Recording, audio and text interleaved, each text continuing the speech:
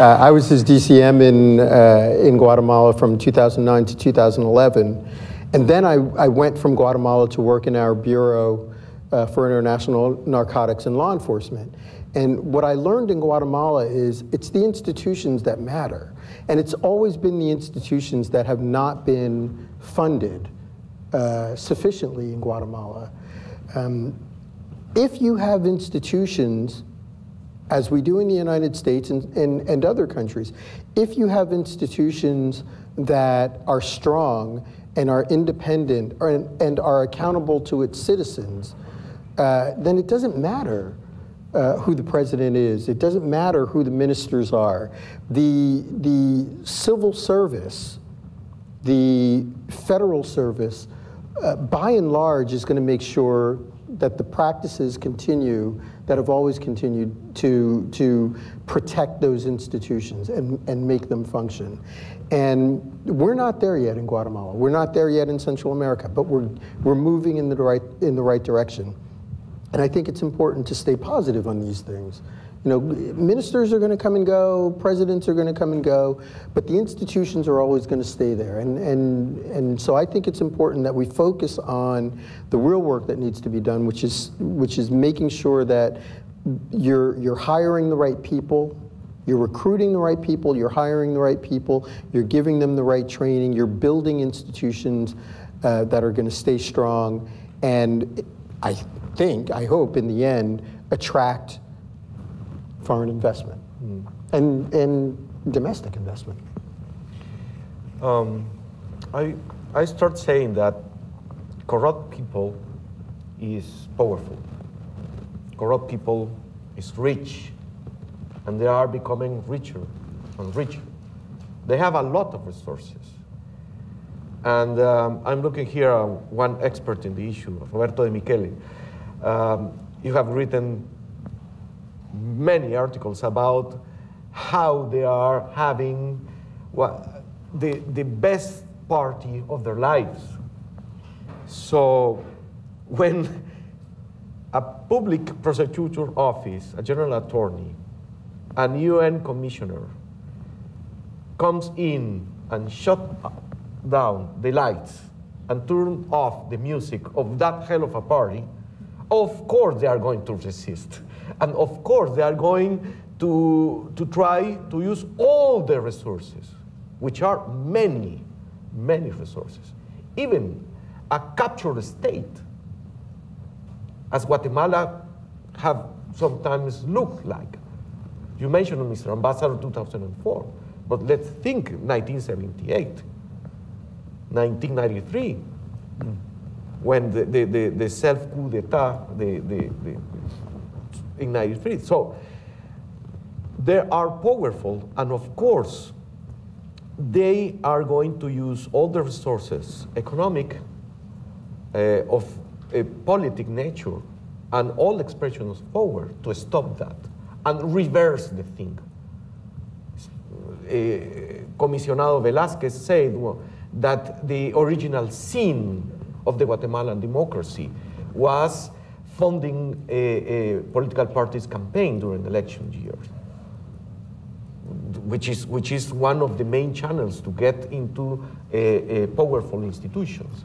So I will identify in the current administration, I deeply regret to say, that the Ministry of Foreign Relations and the Ministry of the Interior, or Ministerio de Gobernación, could be thought as the two main government agencies in charge of trying to execute this reversal process of at Ministerio Público, because this is a tandem, Ministerio Público and CICIG. So I will say there is no doubt that is an interest, it is an effort, and sadly there are results on this effort of going backwards.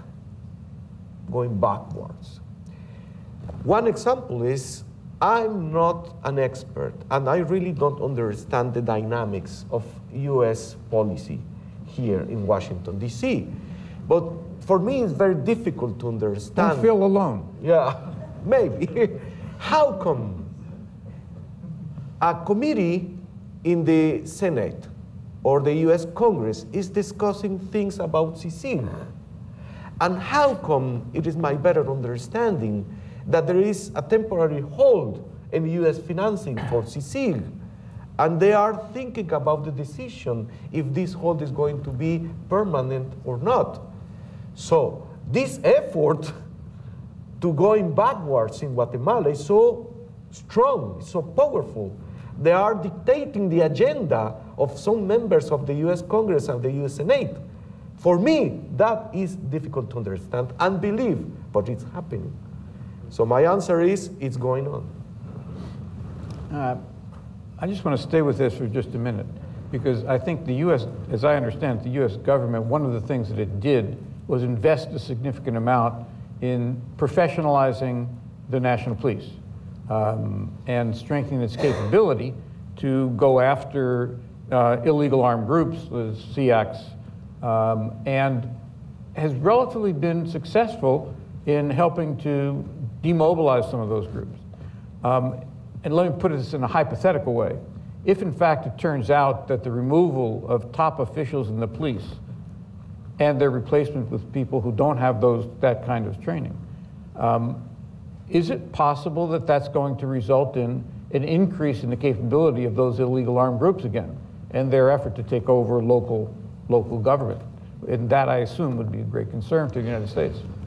Well, I obviously, I think it's possible. But again, we have to look at the evolution, right? I mean, the national police in Guatemala has historically been seen with quite a bit of skepticism. That began to change in 2011, 2012, as U.S. involvement I want to be careful because this is not just the United States doing this. This is a concerted effort by the international community to help these countries. So if I mistake and say just the United States, one, it's because I'm getting older, but also, but it's important to recognize that this is just not the United States. We're doing this as a team with allies in the international community. Over time, the philosophy, the basis for the way people work changes as you do that training over years and years and years. There are more policemen now who recognize what it is to be a good policeman, those characteristics that are necessary to be a good policeman and do good investigations and help out with the Ministerio Público. And that attitude is going to strengthen the institution and change things. Are you going to have setbacks? Of course you're going to have setbacks. Look, Ricardo is absolutely right. Those groups that have been involved in corruption that has occurred over hundreds of years in Guatemala, at least. They are not going to go away easily. And they have found a way to become part of the fabric of government, of economic and political life in Guatemala. The fight against corruption are like the white cells, and they are being attacked. These groups are gonna fight back. But I got to tell you, I'm very positive about this. If you look at when I was in Guatemala from 2009 to 2011, nobody talked about the fight against corruption. We had 5 directors of the national police in 2 years. All of them today are in jail. In 2 years, 5 directors of police, all of them are in jail. Today, if you look at social media, if you look at the front pages of the newspapers in Guatemala, if you look at the editorial pages, everything is about the fight against corruption. That is huge. This is, I think, a society that has said enough is enough. They started in 2004 saying enough is enough, and in 2015, they're actually doing the things, supporting those efforts that are making it work. And I think this is a good thing. No question about it. Do you find that there are increasing numbers within the private sector, business community in Guatemala who are, as the ambassador indicated, beginning to say enough is enough?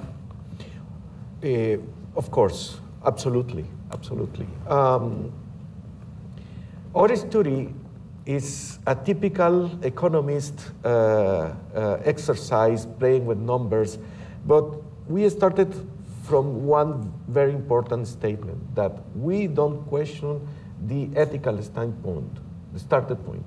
Corruption is bad. And we really reject all those scholars that saying a little of corruption is okay. I don't see any difference between little and big corruption.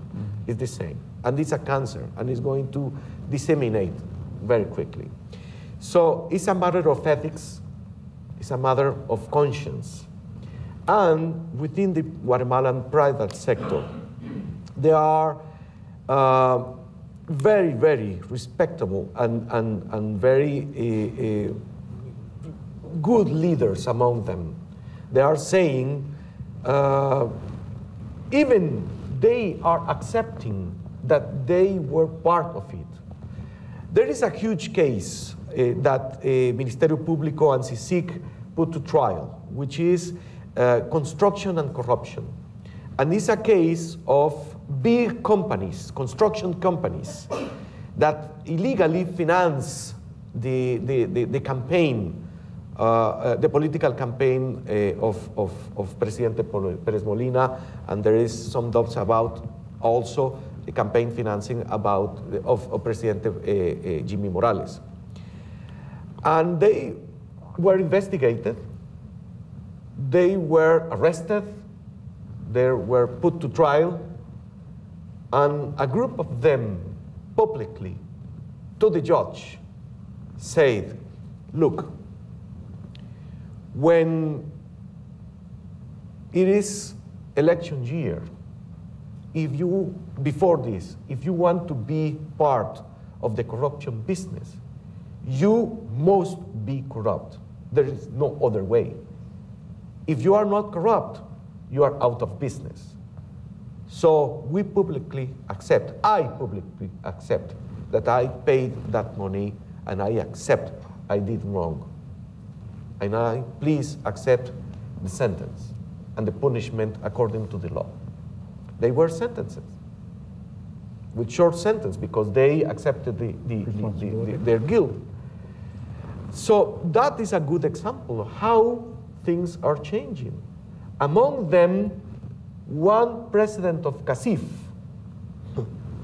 the private sector associations and guilds organization, and he was in prison, and he accepted he paid illegal campaign financing. And he served the short sentence according to the law if he accepted they were guilty. So, yes, even with the setbacks, even with the very powerful effort to going backwards, things in Guatemala are changing. It is not a straight line. It's a more a zigzag. Yeah. Mm-hmm. With some setbacks, and it's a constant fight. But I can look at some group of business people, business persons who are more aware that corruption is good for society and is good for business also. Some of the businessmen that you're talking about who acknowledged having been engaged in those kinds of activities, and others who also have said enough is enough, have come to Washington and made the case that if CICIG is removed, that it would be that the institutions are not strong enough now to withstand the power of those who want to go back to a corrupt system. Do you agree with that? Start with you this time. Absolutely. Many of the critique against CICIG is that it is only like a prosecutor investigating and spying people and trying to put people in jail. That is not true, really. They were highly involved in the proposal for the constitutional reforms. So, for example, there is a huge debate in Guatemala about the preventive imprisonment, which, in fact, it is a problem, and it is unfair that long preventive jail is against human rights. That is true. But it is not decided by CICIG. It is decided by the judges. And if you are a prosecutor and you are accusing someone of committing a crime, you have to hold your position. You are not to become soft because the judiciary or the justice administration system in Guatemala is fault. So CICIG was highly involved in the proposal to avoid and resolve that kind of structural problems. And I'm pretty sure to say that without CICIG, that proposal would not put together and presented to Congress. So it has two phases. Yeah, it has the phase of helping the public prosecutor office, but they are trying to transfer knowledge, modern techniques, and a modern sense of respecting the law culture in Guatemala. And I will say that surely Guatemala, we Guatemalans, we are not ready to let CICIG go. Ambassador? There's a reason CICIG has broad bipartisan support on Capitol Hill. There's a reason CICIG receives broad international support around the world. There's a reason both Vice President Biden and Vice President Pence have said this, have expressed the same support for CICIG. There's a reason Secretary Kerry, Secretary Tillerson, and Secretary Pompeo have expressed support for CICIG. It works. It works. It is changing, positively changing society. Is it going to win the war against corruption? No. Should it be in Guatemala forever? No, of course not. But right now,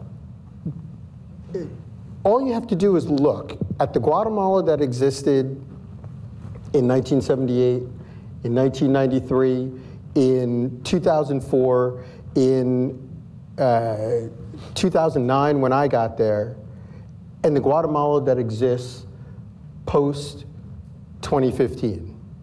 A Guatemala where people are actually starting to say to themselves, we can do this. We can go after these networks that have stolen our resources, that have forced irregular migration, that have allowed drug traffickers to use our land. This is not theoretical. ISEFI deals in the theoretical. What could happen if? I'm telling you to look at what Guatemala is today and what Guatemala was when I was there in 2009. Wholesale difference. Guatemalan society is different. And I think that's really, really important. I think I'm going to open it up now for questions from the audience. Sir. I'll try to project my voice. Yeah, I think we have a mic coming for you right now.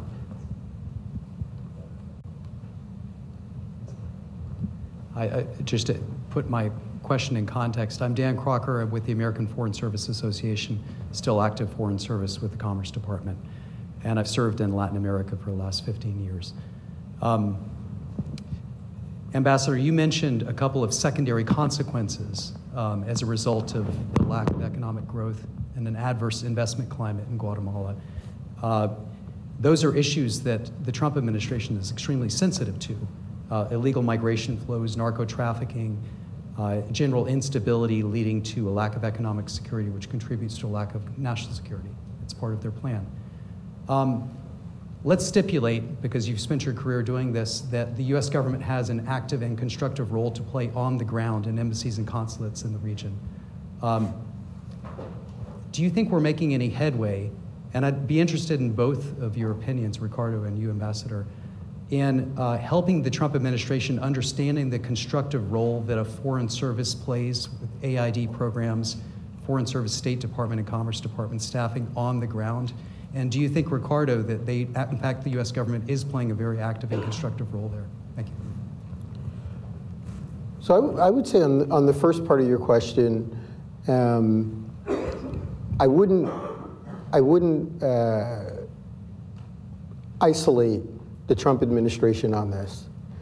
My first president was Ronald Reagan. My first Secretary of State was George Shultz. See, I told you I was old. Every transition is different. Every transition is bumpy. You have people coming in who have no idea how the federal government works, how the Foreign Service works, how the civil service works, what the differences are.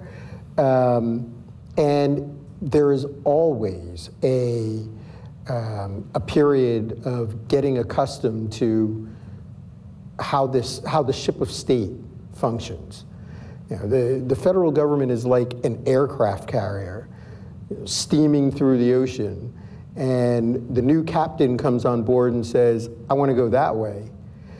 And the aircraft carrier goes very slowly in that direction because we know how hard it's going to be to get there. You have to lay the groundwork to get there with the governments that you're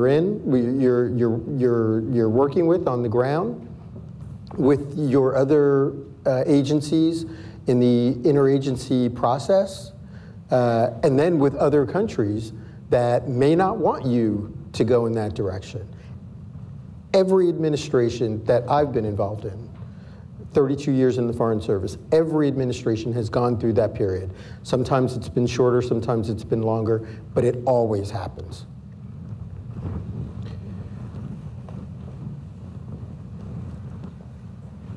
Maybe.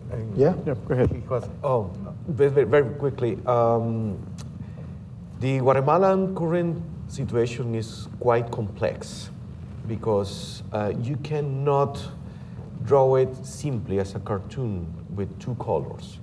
It has multidimensional, multicolor, and multi-everything aspects. So, yes, I think we Guatemalans, we Central Americans, because it's not only Guatemala, think about Nicaragua, what's going on, think about Honduras, think about El Salvador. Things are getting more and more complex.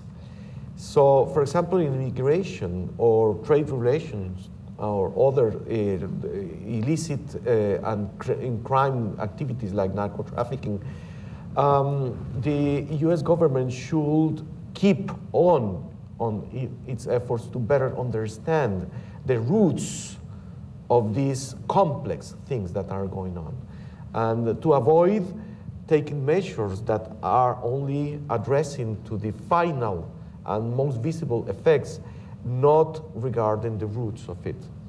And I will say that the relationship between Central America and Guatemala in particular with the U.S. has been quite bumpy, to use your word, Mr. Ambassador. Think about 54, think about the 60s, the 70s. I will say today the U.S. is perceived by the general population as an ally, as a friend. Sometimes a friend that cannot understand fully what is going on, but it is a friend, not a foe. Good, very good. We have three questions here. 1, 2, 3. Hi, thank you so much. My name is Sergio Martinez, and I am the chair of the Sustainable Development Committee at the United Nations Association of the National Capital Area. So I have a question for Ambassador Todd Robinson. In the light of the upcoming congressional elections here in the United States, do you anticipate any changes in the U.S. foreign policy towards Guatemala? For instance, do you have any thoughts about the plan for the Alliance of the Prosperity? Is the U.S. planning to prioritize anti-corruption, transparency, and accountability as part of that plan, or what is the new direction? Thank you. We'll take the other two and then. Okay.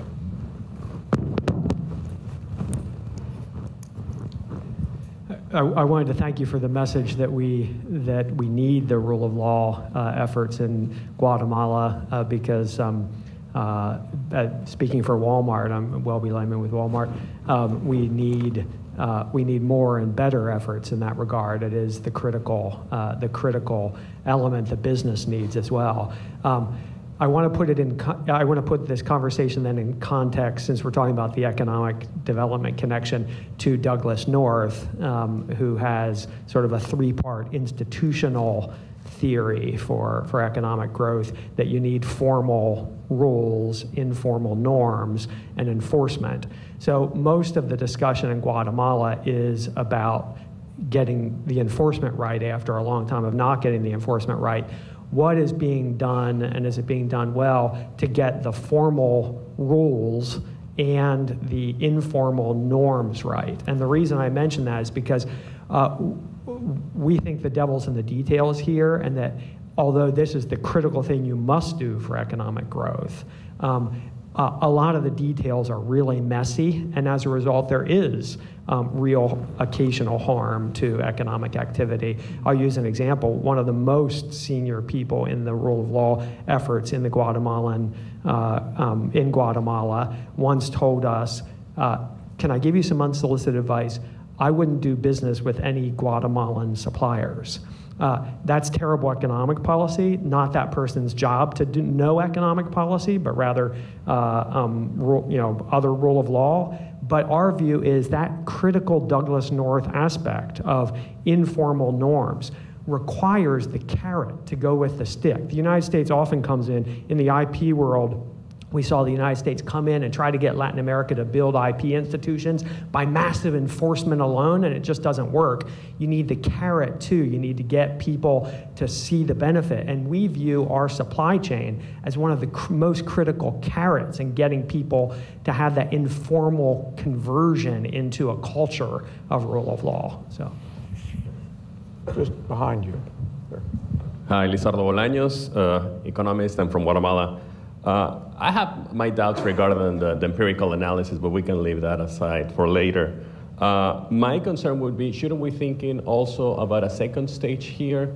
I'm concerned when you're talking about the public investment is low, and that is one of the drivers of economic growth, that we're not having a serious discussion about improving public servants' ability for them to provide quality service. I believe that it is not only about looking to the private sector. The public sector has diminished their efficiency.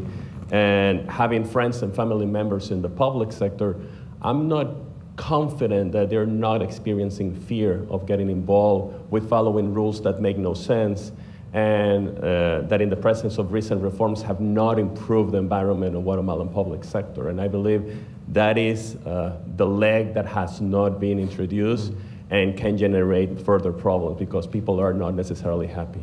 Thank you. I'm going to let me knock out the congressional question first. Elections have consequences. Everybody should know that. Will there be massive changes in foreign policy after midterm elections in November? No, not likely. There aren't massive changes generally in foreign policy, even after presidential elections. Every administration does something a little differently, but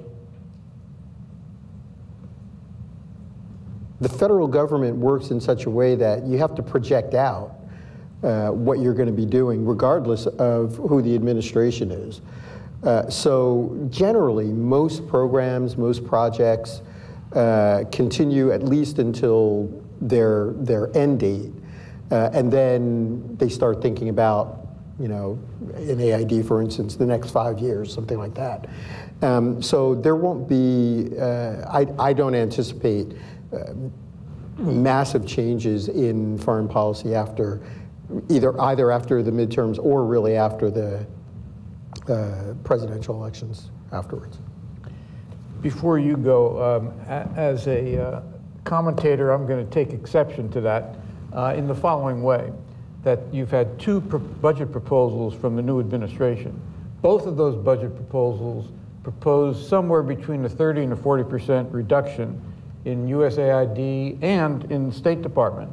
And that to me signifies and hopefully it'll change, that the next budget will recognize that first, that the Congress rejected those proposals for massive cuts, and second, that the reason that the Congress rejected, and bipartisan, remember, with the Republican majority in the Congress, the reason is that they understood that what we characterize as soft power has important impact in terms of U.S. national security interests and U.S.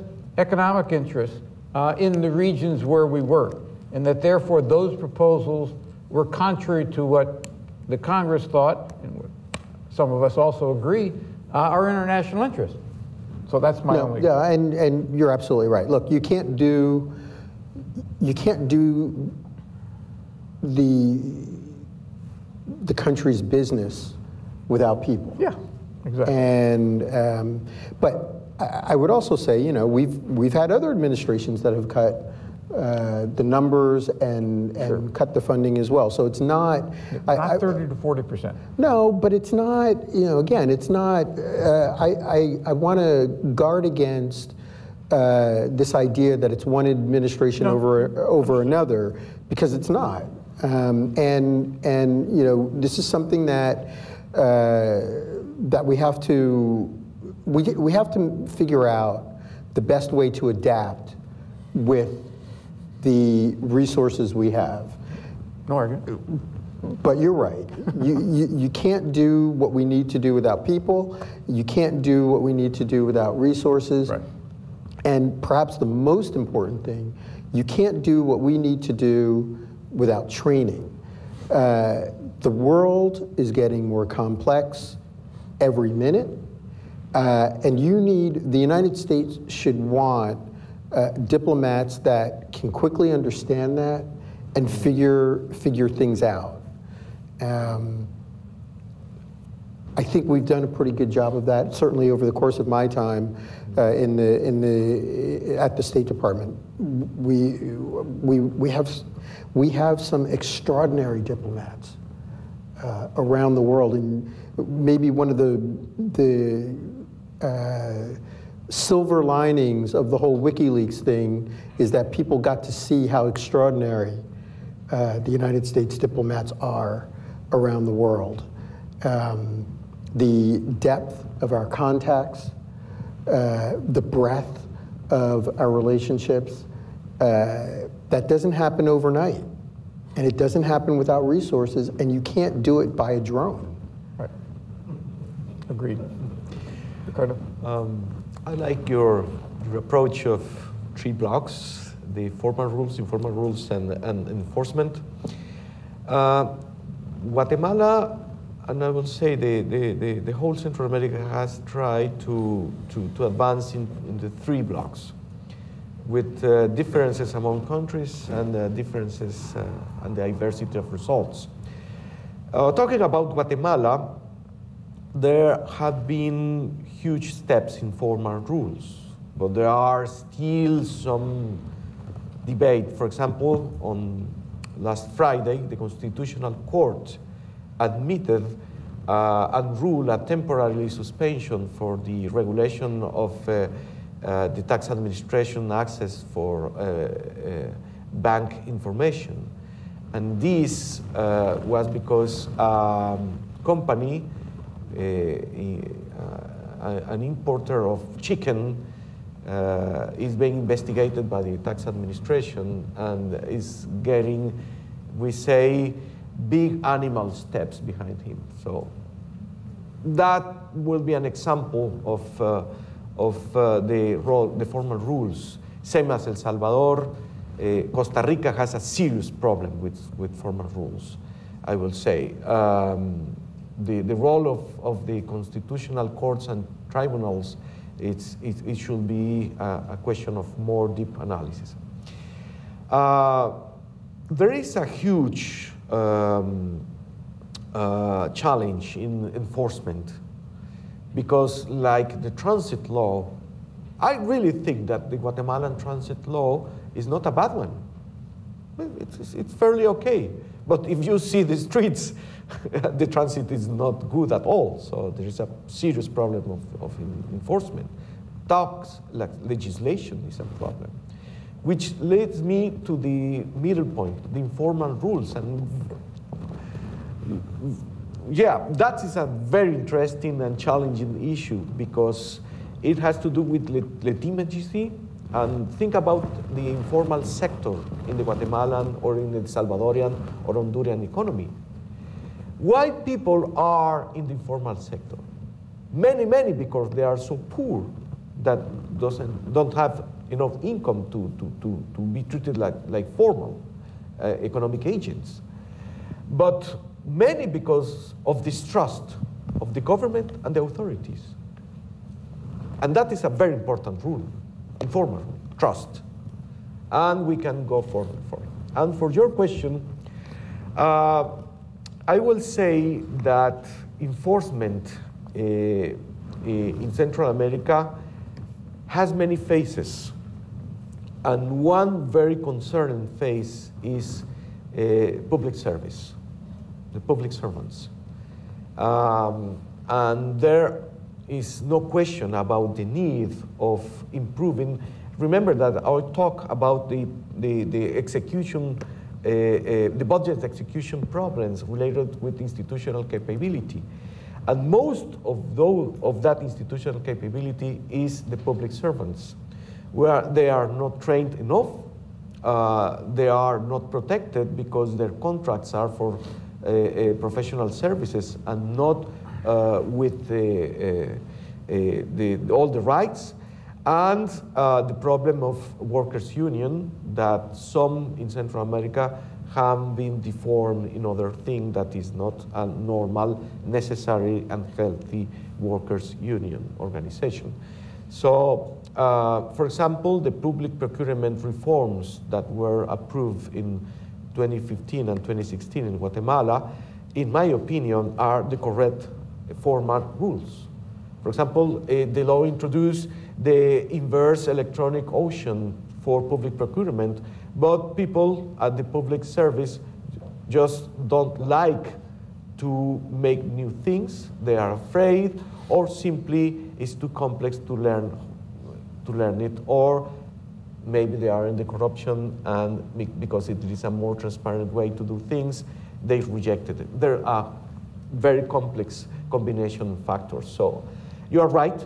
That needs a double click and more detailed analysis. Yes, you're right. I would also say one of the first issues that I came across when I got to Guatemala in 2009 was this idea of a civil service law.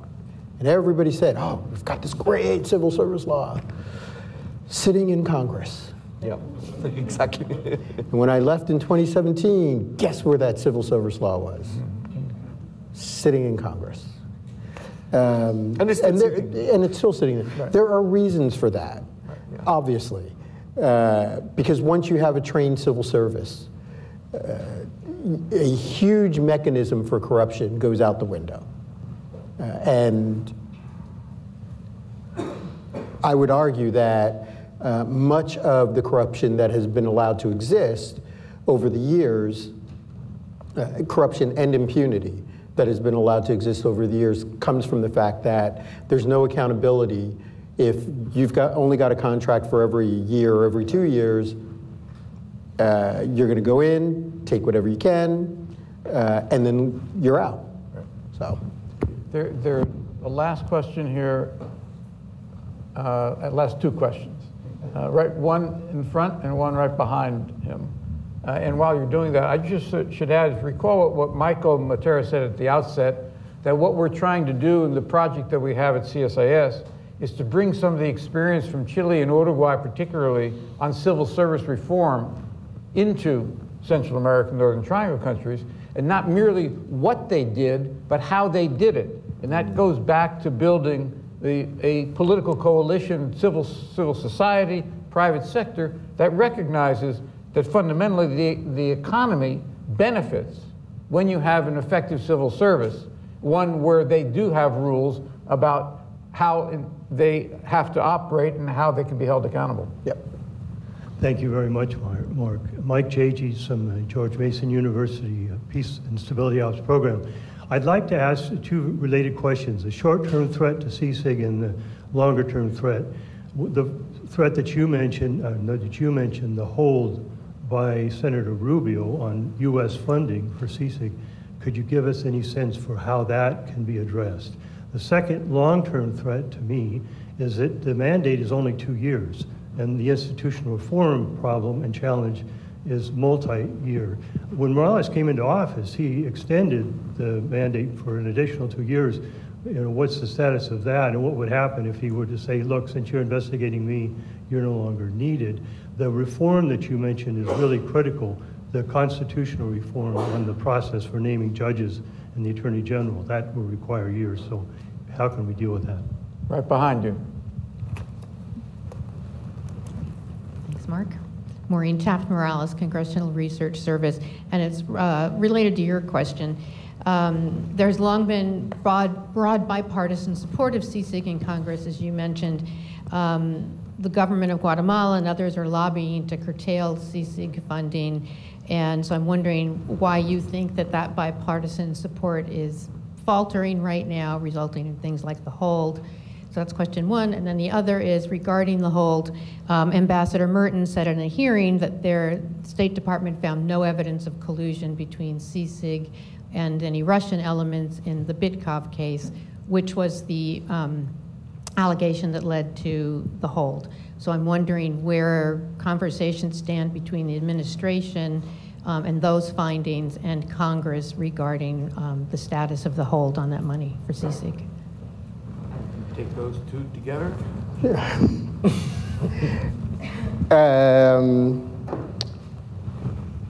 So what I've said publicly is that I continue to support CSIG. The U.S. government continues to support CSIG. I continue to think that there's broad bipartisan support on Congress for CSIG, and I believe we will find a solution to the hold.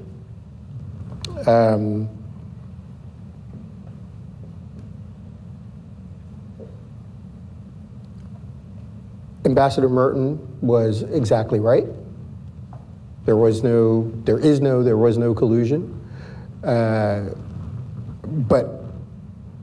I think you have to take the administration at its word. The Vice President has spoken publicly his support for CSIG. Secretary of State, the Assistant Secretary Designate has expressed support for CSIG. The Assistant Secretary for International Narcotics and Law Enforcement has expressed support for CSIG. My sense is there will continue to be support for CSIG, and we continue to see the value, the incredible resource it has been over the years in helping Guatemala move in the right direction on the fight against corruption.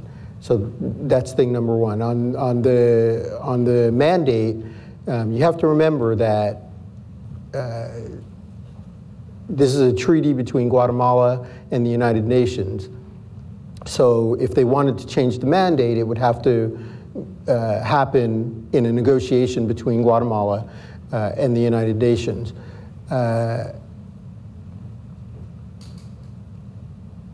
I would not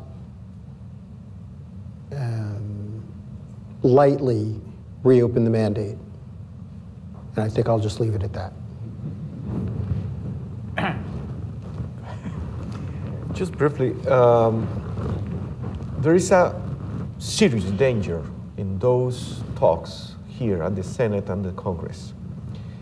And we maybe can discuss it with Roberto and Michele, but in my personal opinion, and it is many personal opinion, part of the success of CSIG is a central, a critical characteristic of CSIG, which is its independence.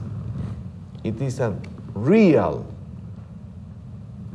all sufficiently proved, a real independent body. So there is not only the hold, It's not only a question of money. It's a question of changing how the agreement between the Guatemalan government and the United Nations is written. Because there is floating around a proposal that the government can appoint a co-commissioner to watch out the commissioner. That is a way to breaking the back of an independent body. So I will add that we hope that not only the question of the hold is solved, but these discussions about renegotiation, the agreement between the government and the United Nations, at least keeps on touch the most valuable characteristic, which is independence. The only thing I would add to that is no one and no institution is perfect. We can all get better, and that would include CSIC. And if there are ways to make it better and more efficient, I don't think it's a bad thing to explore them. But of course, the fundamental aspect here is this is always going to be a negotiation between the government of Guatemala and the United Nations. And at the end of the day, the government of Guatemala, whatever government is there, is going to get what it wants. Of course. So we just, we need to be clear on that. Now, hopefully, what we have is a government that recognizes the value of this institution and wants to continue to work on those areas with this institution that can improve and can help the country. But at the end of the day, this is a government to international organization agreement, and we have to always have that in the back of our mind. This is not something we own. This is not something the international community owns. It's something that we will support as long as it continues to work towards those ends that we all agree are important. Absolutely. I'm going to conclude this session with just one final comment, which is that the ambassador indicated that there's bipartisan support and support from the administration for CICIG to continue to carry out the kind of work that it has done over the course of the past 10 years. And I would simply add that throughout this process, the international community represented by the United States, other donors who provided the support, have understood that the independent nature of CICIG is critical to its success in advancing toward the goals that we all share. And hopefully that will continue to be the case. Thank you all. Thank you.